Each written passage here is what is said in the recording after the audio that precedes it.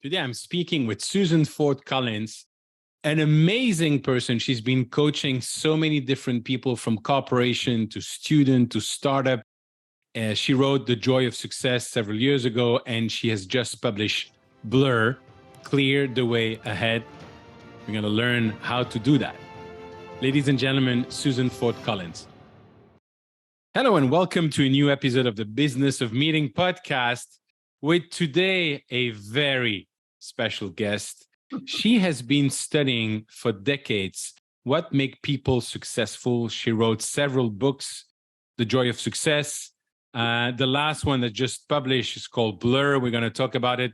But before anything else, we're going to talk about her amazing journey, about grit, about believing in yourself. Ladies and gentlemen, the one and only Susan Ford Collins. Susan, how are you? I'm fine. Wow, what an intro. It's probably 10% of the truth. Well, thank you. You've done so much. I had the pleasure of meeting you. It's a fabulous group that you co-founded, the Strategic Forum here in Miami. But you've been coaching people all over the world. You've been training people all over the world. I had the pleasure of having you in my mastermind a few years ago. And everybody I know always thanking you for any interaction they've had themselves with you or their children or their coworker. It's absolutely phenomenal. But how did everything start? What is your journey? Well, my journey was that I had very dysfunctional parents. And so when I had an opportunity to go be a researcher at the National Institutes of Health, I thought that was a great opportunity. I could study healthy people. I could find out what made people successful, what made them contributing members of society. But after a year and a half, I discovered that was not what they were studying. They were studying illness and dysfunction. And so we were never going to learn what it takes to be successful by studying ill and dysfunctional people. It just wasn't going to happen. And I tend to be a little outspoken. So even though I was the youngest psychologist there, I stood up one day and I said, I think we're on the wrong track. I think we've got to be studying the contributing members of society, the people who are doing great things, to find out what they're doing that other people aren't. Are there skills? Is there a skill set?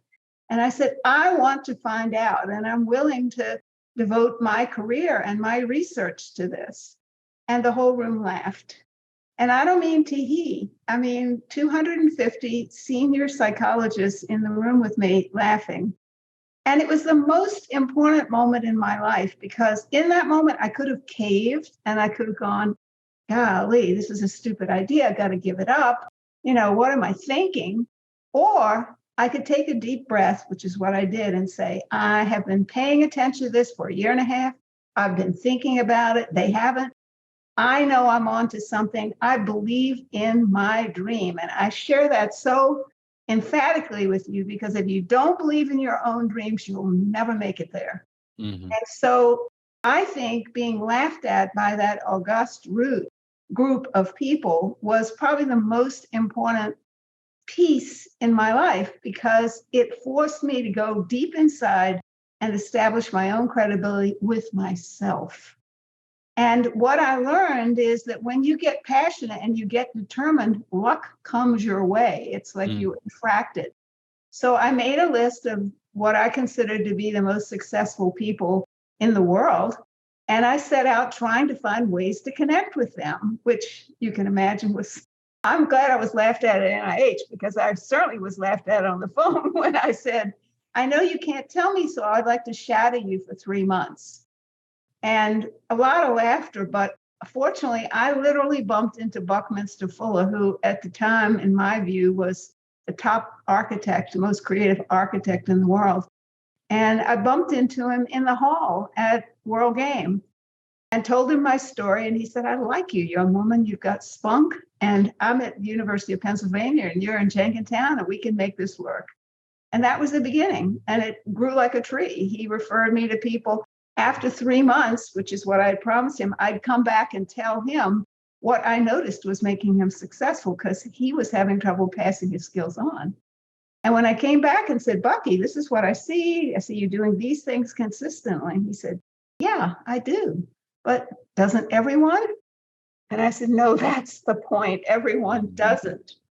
Everyone doesn't do it. And this is my mission on the planet, is to teach these key skills to the people who are missing one or more. And I particularly was eager at some point down the road to teach them to kids. And I've had the opportunity to do that. I've taught in schools all over the country and written a book called Their Children Are Watching. I've been going for it big time. Absolutely. Isn't that really crazy if you think about it, that a room full of scientists Yes. would love of you? Because from what I remember, my science course is always, well, you want facts. And if somebody comes with an idea, then or you can prove that idea is right, or you cannot and it's wrong, but at least you test it. It's the critical thinking. It is, but you know what? I've worked in enough corporate boardrooms and with enough CEOs to know that very often the good ideas are poo-pooed and laughed at, and they never get implemented. And so one of my favorite stories is about the creation of the outdoor elevator. It was in a hotel in California that they were going to shut down for 2 years. And so the janitor is there and he's pushing his broom and he's hearing that he's going to have no job for 2 years. And he thought, well, why don't they build the elevator on the outside of the building? And the CEO and his team came by about that time, and he kind of leaned on his broom and said, hey, I've got an idea. Would you listen to me? And the CEO, and this is important, did something brilliant. He listened to him. And the man said, if you build it on the outside, it'll make your hotel unique in all the world. And I'll have my job for 2 years. And you won't have to close the hotel down. And the El Cortez Hotel in California was the first hotel to have an outdoor elevator. So wow. Fortunately, he stopped and listened and took it to his engineers. And they said, yeah, it's a darn good idea. It'll save you a fortune. But very often those ideas, like my idea, are laughed out and they never occur. So you got to be prepared for that. I have a lot of graduate students that I coach, and they're always saying, well, how do you avoid being laughed at? I said, don't avoid it. Just be ready for it, you know? Yes. So you've been studying this architect and what makes him successful, joy of success. What are, I know you have 10 criterias. What are some of the things that successful people are doing on a regular basis, even without noticing it? Well, I can tell you 3 of them in the time frame that we've got. The first skill is what I call success filing. And that means that I noticed by following them around that every day they took time to acknowledge themselves for what they were accomplishing that day. Maybe nobody else agreed with them. Maybe it was no big deal. But for them, it was a step in the right direction. So I saw that they took this extra time to say, I did this, I did that. I learned this, I learned that. This success filing process was something they all did. And I asked, where did it come from? And they didn't know. Some of them said my parents did it. Some of them said I had no idea, but they had discovered this. And so success filing is one of the most important skills you can get. And it only takes like 5 minutes to sit back and kind of rewind your day and think, what did I do today? What were my thoughts? What were the steps? What did I learn? What obstacles did I overcome? Who did I bump into that's useful to me? All these kinds of questions. And Harvard says the best thing to do is to write down goals. And I say, write down your successes. But even if you just remember it, it's a huge step in the right direction. And what's really powerful is if you take time at the dinner table with your kids to ask them what successes have you had today and get them to tell you, not only will you find out that they are more successful than you could imagine, but you'll help them to feel successful on a rotten day. You'll be able to say, well, okay, I see today you don't see much, but this is what I've noticed. And you can add your successes to their file. And all over the country, I have companies that are doing what they call Success Filing Friday. So on Friday, they acknowledge each other on the team. And it's really important because if somebody's having a terrible week, and then the other members of the team said, thank you for doing this, or I noticed you did that, it lifts the whole ship, you know? Absolutely. It's, Absolutely. it's very important. What we do at dinner with our kids is we always ask three good things of the day. Not Yes, maybe success, yes. but three good things that happened today. Which reminds me that most people have never taken time to actually define success. Hmm. And so I'm looking behind you, you've got the joy of success. One of the big things that I had to do at the very beginning of this process, and that was the first book in this series, it was to say, what is success? And to ask all these successful people. And I discovered they had three parts. They weren't in the dictionary. Nobody defined it this way, but they said success is completion. It's the ability to finish a task and acknowledge yourself and other people for it. Mhm. So acknowledgement was a really important piece. And success is deletion. It's knowing when to say, this is not working. We got to try another way. We've got to ditch this approach. And it's also creation. It's knowing when you have a good idea, a viable idea, committing to it and taking action and carrying it through. So those three parts, completion, deletion, and creation. And it's funny because I taught it in elementary schools and the teachers were like, Susan, you'll never explain to our, first and second graders what deletion is. And so I said, yeah, you wait and see. So pretty soon a little girl came in one day and she said, I have a success I have to share. We got to put in the success file today. And she said, my dad took the training wheels off my bike last night. And I rode all by myself. And the teacher looked at me like, oh my goodness, she did get it. That is a deletion success. Amazing. So I That's think amazing. it's way smarter than we know. You say it's also creation and believing in your ideas like you did yourself, but how much can you try? Even if you're convinced that is a great idea, and then after months and months and months is not materializing. So when do you need to say stop, or you keep on looking for that? Part. I think that what you stop is doing it the same way. If you can shift your approach, if you can say, okay, I still hold my idea is still valuable, but I've got to do it a little bit differently. I think what most people do is they keep doing it the same way and running into the same set of obstacles. So it requires a little give and take and a little flexibility. And there are times, whether it's in a relationship, in a marriage, in a job, that you have to go, you know what? I've been flexible. I've looked at it from every conceivable angle. And you know what? This does not work. I am going to delete it and move on with my life. And so you're asking the pivotal question. There are times when it's time to delete. And most times it's time to complete and clarify. I find that people don't spend enough time defining their goals. They don't sketch them in enough detail. And, I love Waze in the car because Waze requires us to spell out exactly the destination. What is the address? What is the zip code? You have to put that all in there. And I love that as a reminder to myself to make sure my outcome, my destination, is spelled out in detail and it's correct. Because if we don't get someplace because we put the destination in wrong, then that's not Waze's fault. That's us. We didn't program it correctly. So I think that's very important too, is detail. One of my heroes at NIH, and I was lucky, Dr. Carl Program, who was a neurosurgeon and a physiologist, and he discovered that he could measure the power of a thought. Think about that for a second. He actually was able to measure the power of a thought. So then, first question I asked, well, which thoughts are more powerful than other thoughts? And he said, the more detailed the thought is, the more you can see it, hear it, feel it, taste it, smell it, take action on it, the more powerful it is, the more literally electromagnetic it is.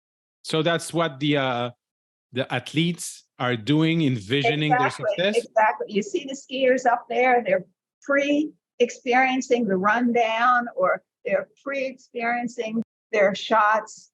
Yes, they are building the detail into the brain. We've got something in our brain called the reticular activating system. And it's this wonderful thing that if we program it correctly, can let us do things unconsciously, very skillful.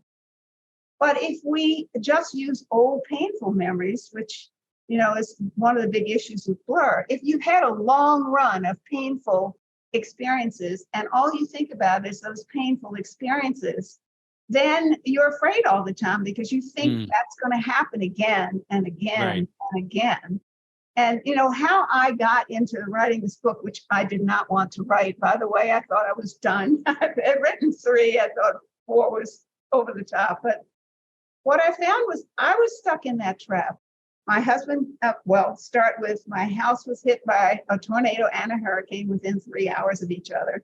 Within a month, my husband was diagnosed with cancer. A month later, my sister was diagnosed. A year later, my daughter had a skin cancer and had to have practically this whole part of her face removed.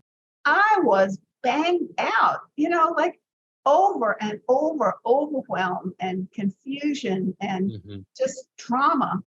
And so, it got to the point where I was afraid to drive, or I couldn't find my car in the parking garage. We've all had days like that, but this was happening a lot.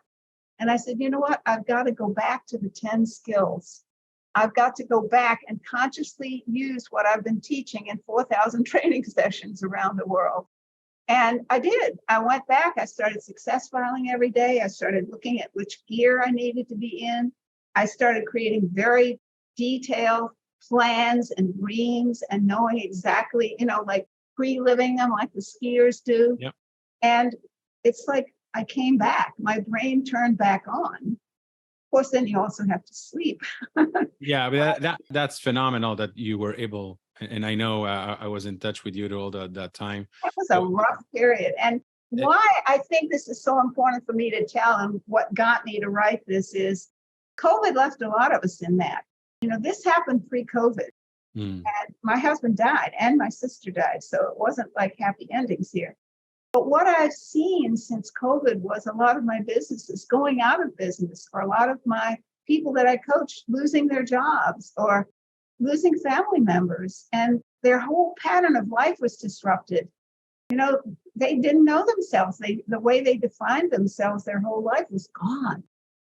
And so a lot of people have been in blur, and they still are. I speak to people all the time, and I say, I was in terrible blur. And they go, I know about blur. I'm in it. Yeah. So how do you get out? And I say, well, your story, Susan, is also for me a story of entrepreneurship. Yes. Because if you go back to first somebody telling you this is a stupid idea, and you pursue it, and then you make it very successful, and then you start publishing, training, coaching all over the world, organization like CNN, Lou Dobbs, if I remember well, and his entire team. And then you have what you just described right now. So there is no straight line from the beginning to, and that's really the roller coaster life of being an entrepreneur or being a thinker, a thought leader. And despite everything, you keep like a rock and you focus on those items of the joy of success, but also continue. But when do you decide that you want to share that with the world? And when do you decide that blur is becoming the fourth part now of the series? The book wrote me. It wasn't like I said, I'm going to write this book. I mean, this book bugged me. This book woke me up in the night. This book had me taking notes when I didn't want to be taking notes. It's like, it seemed to obsess me. Do you know what I mean? It's like I didn't have a choice. The other books, I felt like I had a choice. I did a nice little outline. This book was like I was taking dictation in the middle of the night or when I was out walking. And I think that some part of me knew that my sanity depended on becoming very organized about using these skills, that I had to get back to nuts and bolts. And I knew that writing this stuff down would make it very clear for me, and it did. And so in the book, I share my stories. I share like the moment when Albert died. I share like discovering that my memory was so messed up that I thought he had died in a hospital that was different than the one he actually died in. I mean, it was scary. I felt like I was losing my mind. And I have people telling me this all the time. It's like, blur, boy, I can't think in a straight line anymore. Well, okay, I understand it. If you get overwhelmed enough, there gets to a point where you start to doubt yourself. And this book is about putting yourself back together again. And it's also about helping the people around you help you. What do you mean by that? Well, telling them this is what I need, telling them I need you to sit down with me in Success File, telling me what they noticed that I'm doing well. And there's a story in the book about how I asked Albert one day when he was on the way to a chemo session, what I had done for him lately that he appreciated, and he couldn't think of anything. And I was crushed. I mean, I was devastated because I asked the wrong person at the wrong time. I shouldn't be asking him. He was in total overwhelm. But we have to find people in our life that we can consider in the skills, I talk about co-dreamers. We all have to have co-dreamers. They're people who know what our dream is. They know the process we're in. They care about us and they give us honest feedback, but they also remember our successes for days when we forget them. When we simply, our self-esteem just bottoms out and they can see, but remember, look what you've done. Look how far you've come. I remember when you started this. Can you imagine that you would have gotten this far? So having co-dreamers is one of the skills that I found highly successful people had. And it's a very important entrepreneur skill because you've got to have people around that believe in your idea because the world is going to tell you all the reasons why it can't happen. That's how it works. And, if you've got to go out and raise money, people are going to tell you all the reasons why it's not possible and they're going to put their money someplace else. So having co-dreamers is a very essential skill. And be careful because there are a lot of people in our lives that are co-dreaders. And very often that's our family because they're afraid for us. So they say, oh, don't do that. You'll get hurt. Or I know somebody who did that and they lost their shirt, and they think they're being encouraging, but they're terribly discouraging. They're really just pulling the ground out from under us. And unfortunately, I had a father like that. He was an entrepreneur. He was a really good entrepreneur. But whenever I had an entrepreneurial idea, he would say, oh, no, don't, you'll get hurt doing that. Don't even bother. So we have to be careful who we put around us and whose ideas filter into our brain. Yeah. Because that can shoot us down. That can ruin the whole process. Is there another way for a human being to learn than by failing and losing and being heard? Well, I think that's just an essential part of it. I think that early on we discover, hey, you don't put your hand on a hot stove because you got blisters one day, or you don't go on the street because somebody got hurt. We're always learning by our mistakes and other people's mistakes. And that's a very important piece. The problem is if we get so nervous, Nellie, that we can't try anything, then we'll never succeed because you've got to be able to include a certain percent of failures in there to be able to get all the way to your result. I coach a lot of startups and the agonizing journey they go through. And I have a lot of credibility with them because they know I went through it. So Right. I know what I'm talking about. But it's very hard. The actions may not be hard and the getting the money may not be all that hard, but it's maintaining the vision in your head and trusting yourself with it. It's like one of my favorite stories, and I tell it in Blur, is about Eric Yuan, who was a Chinese graduate student. In China, he lived 10 hours away by train from his girlfriend. And so he used to take this long train ride and he hated it. And so he spent his time on that train thinking about how to communicate remotely. Well, he applied 8 times for a visa. He finally got in on the 9th try to the US. He went to work for Cisco and WebEx, and he became in charge of collaborative software, and he invented Zoom. Now, what I love about him is that he understands what I call the gears of success, that when you teach somebody something, first you got to teach them the basics, the rights and wrongs, the goods and bads. Then you got to teach them how to do it more efficiently, faster, more conveniently. And then you got to get creative. He knew that. So he set up his support program to make sure that every grandmother could get on there and communicate with her grandchildren.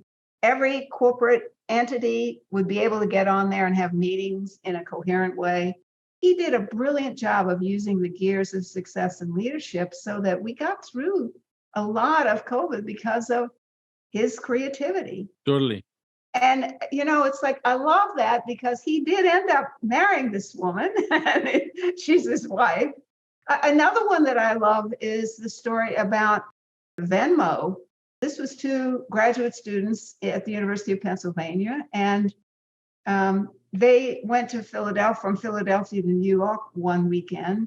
One of them forgot his wallet. The other one had to pay for his way. And then he wrote him a check when he got back to Philadelphia.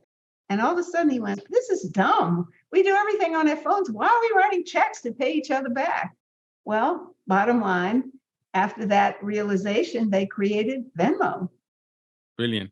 So you said that Eric started Zoom because he wanted to communicate with his girlfriend. And not just that, but I mean, he wanted to figure out a way to communicate remotely. But it would have really helped them a lot. And then Zuckerberg found Facebook because his girlfriend dumped him. So basically, innovation cannot happen without a girlfriend, right? Well, it sounds like it. Love goes a long way, and lost love goes even further.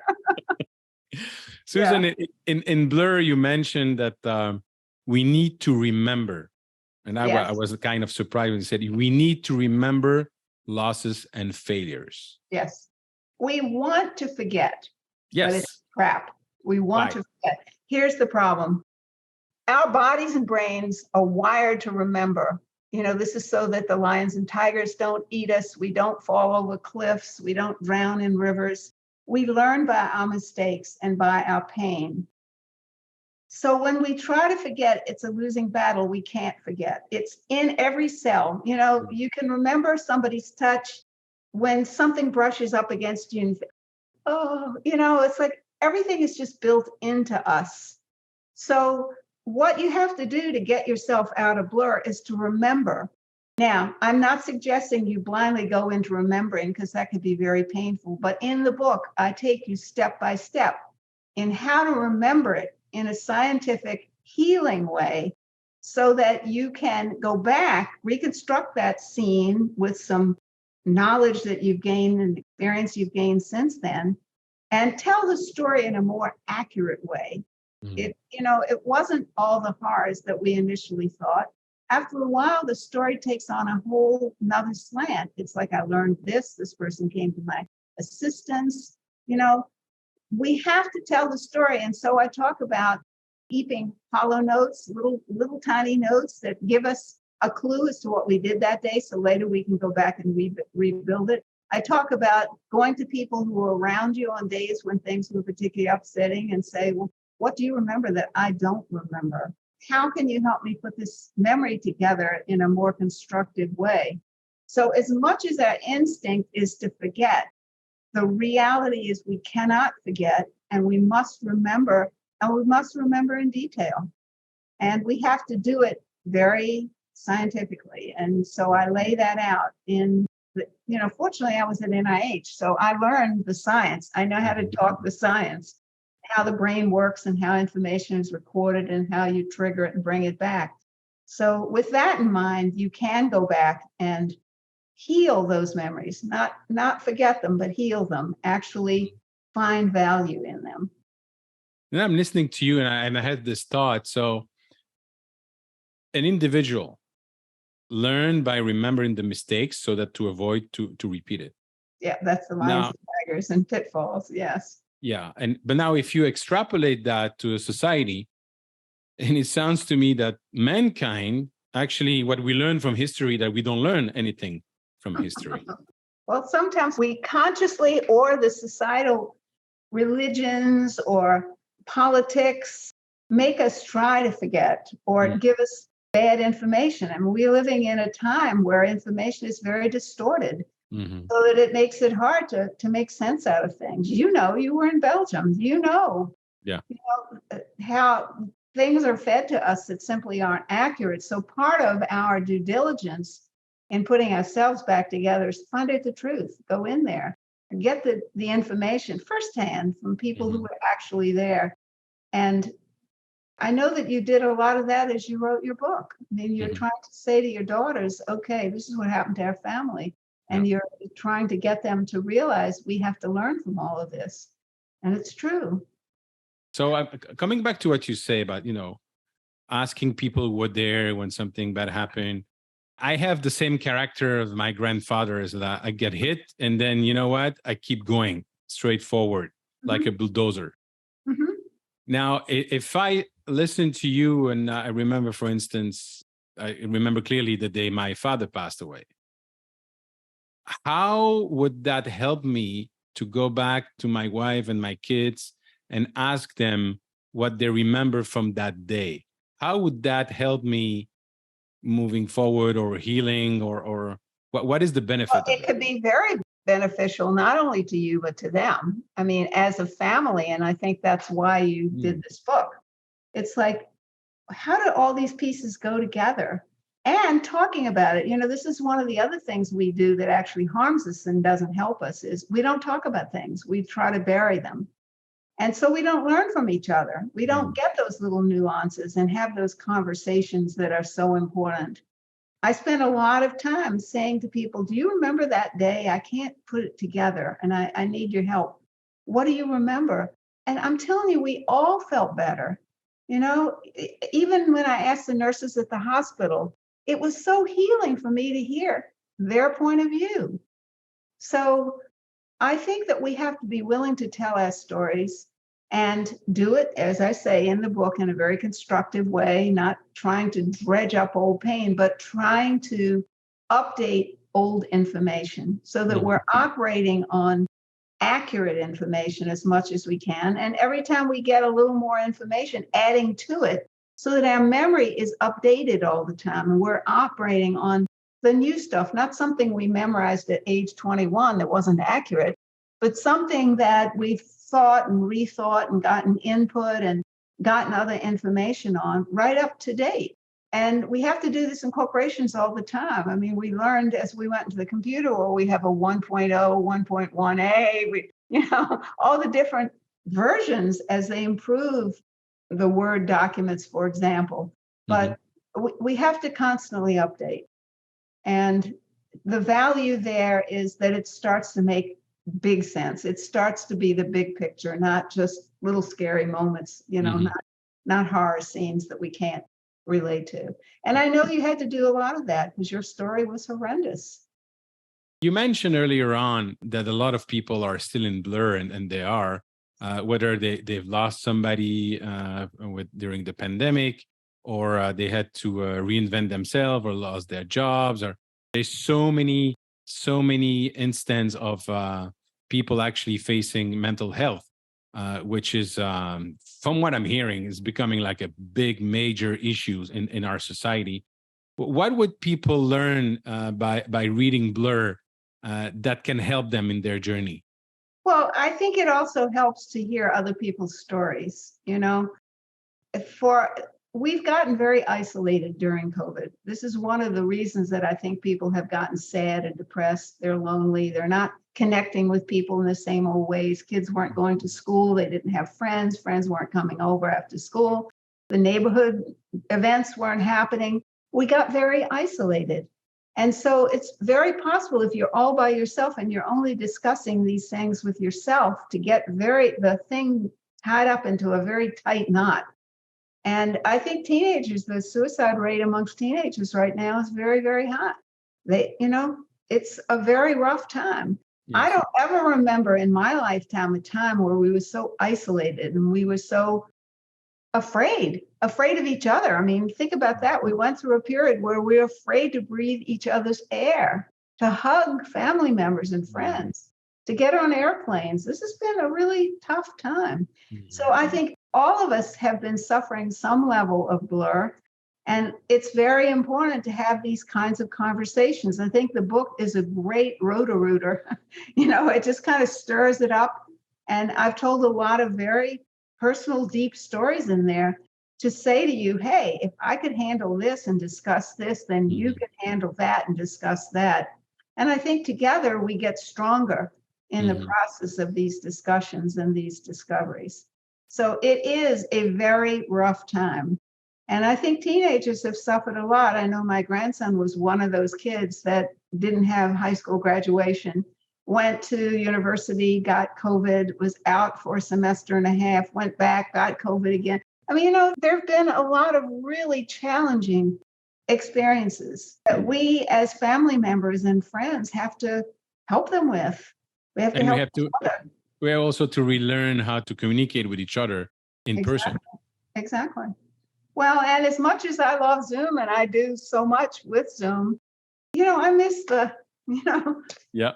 big hugs. And we're lucky with the Strategic Forum group and some of the other groups that we are part of that we actually have those contacts again. But there was a period of time, from March of 2020 till, another year and a half or so, where we were really isolated.